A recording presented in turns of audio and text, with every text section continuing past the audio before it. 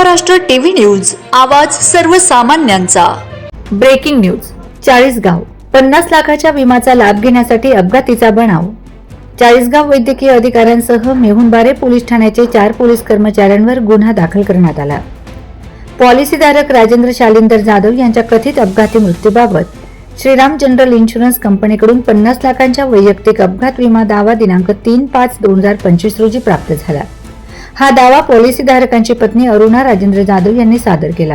दाव्यात सांगितले की मृत राजेंद्र जाधव हे मोटरसायकलने दहिवदून मालेगावकडे जात असताना MH19DV0505 या क्रमांकाच्या काळ्या रंगाची थार गाडीने धडक दिली व जाधव हे गंभीर जखमी झाले।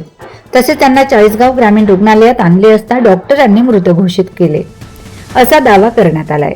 चाळीसगाव ग्रामीण रुग्णालयाचे वैद्यकीय अधिकारी डॉक्टर मंदार करंबळेकर यांच्याशी कट रचून बनावट कागदपत्रे तयार करण्यात आली व मेहुणबारे पोलीस ठाण्याचे कर्मचारी महेंद्र पाटील, रवींद्र वत्तेशे, सचिन निकम, सुनील निकम यांनी खोट्या नोंदी केल्यात। मेहुणबारे पोलीस ठाण्यात IPC 2023-318, 4-319, 2-2000, 2-338, 314, 1340-2 अंतर्गत गुन्हा दाखल करण्यात आला।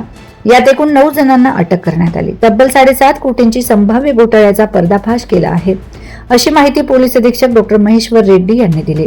वंदे महाराष्ट्र टीव्ही न्यूज प्रतिनिधी डॉक्टर योगेश गोसावी, चाळीसगाव।